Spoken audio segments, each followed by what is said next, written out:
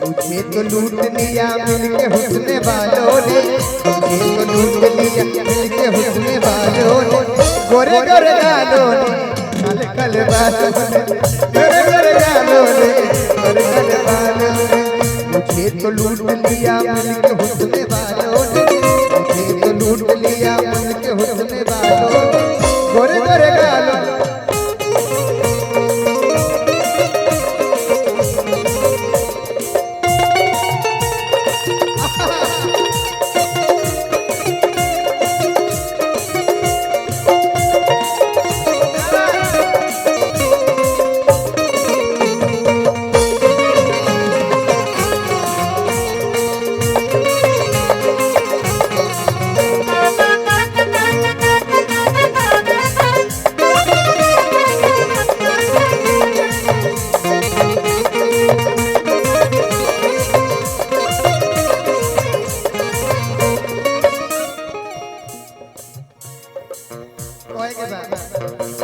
गाँव के गोलुआ के रहे उस्तादी, देश में भोले बाकी बढ़ती खिलाड़ी।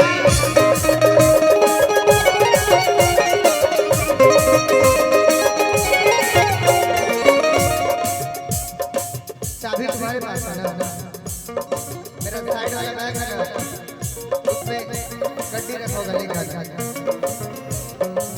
गाँव के गोलुआ के रहे उस्तादी, देख में भोला बाकी बढ़ती खिलाड़ी।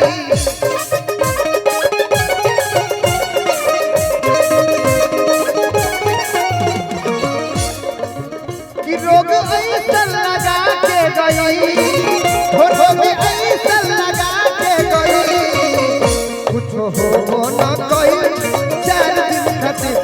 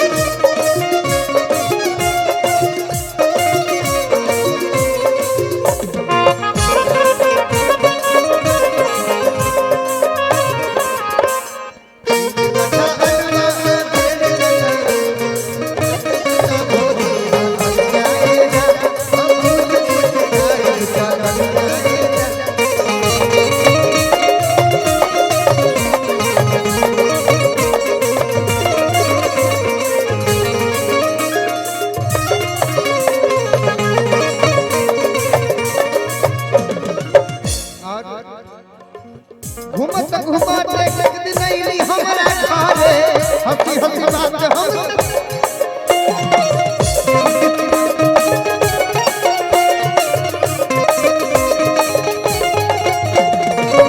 घूमत घूमत एक दिन आई हमारा घरे, हंसी हंसी बात हम लगली करे।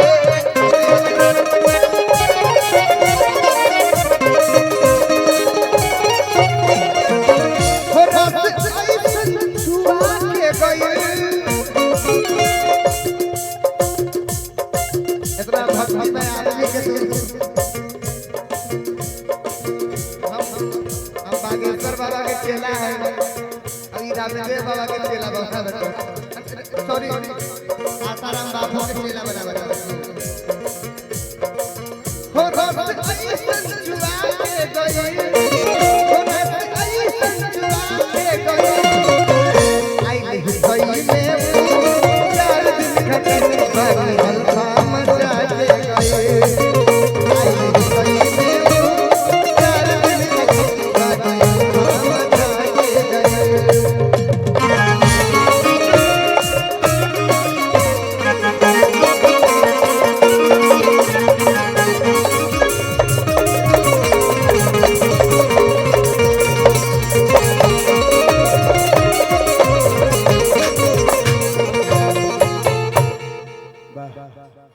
एक बार जोरदार नहीं। अरे ये पिंटू जी, तमाम गीतों के बाद कुछ वार्तालाप हो जाए।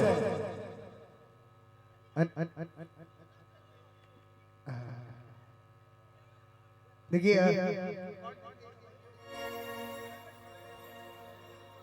अब बुलाइए आ रही है। देखिए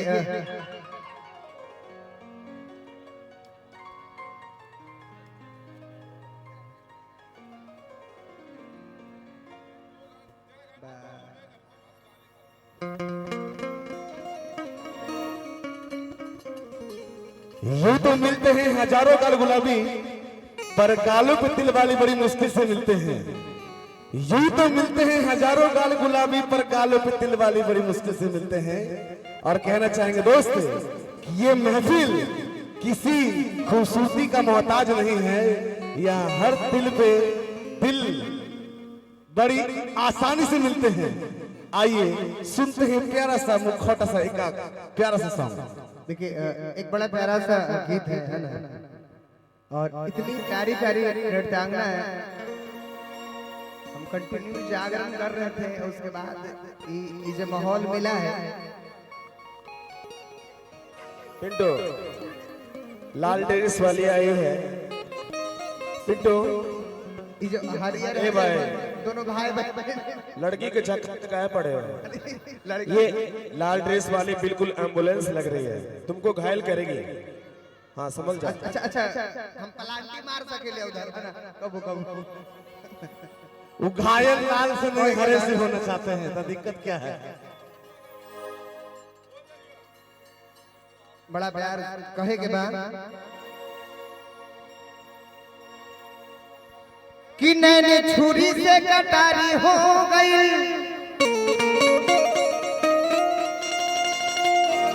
रूप के दुनिया पुजारी हो गई।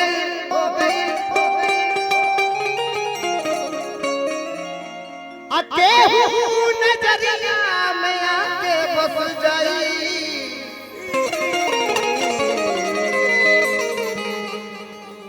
देखा 2 महीना से बड़ी सुखाइल बने।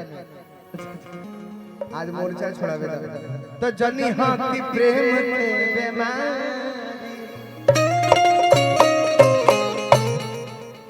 कहे के बाद कि बिना तरैनी के चांद न होला, बिना सूरज के घाम ना होला,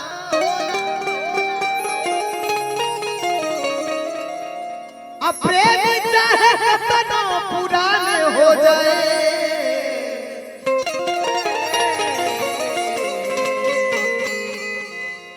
बिट्टू बिट्टू बड़ू कष्ट हो, बाकी प्रेम तक बहु पुराना।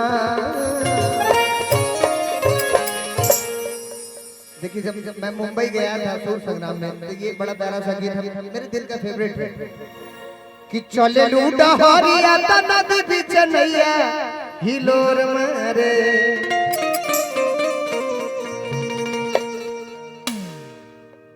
सबसे देखिए सिंगर पे तो सब लोग फ्लर्ट होता है, लेकिन म्यूजिशियन पे बहुत कम लोग फ्लर्ट होते हैं। लेकिन म्यूजिशियन पे अगर हम बहुत कलाकारों को फ्लर्ट होते हुए देखे हैं, तुम्हारे गोलू भाई है ना, ढेर गायिका के अपने तरफ खींचे ले कि चल लूटा हरिया। जी इधर आ जाइए, थोड़ा सा पीछे आ जाइए। हाँ रावण के बहिन की गोरी गोरी चुनरी वाला रे,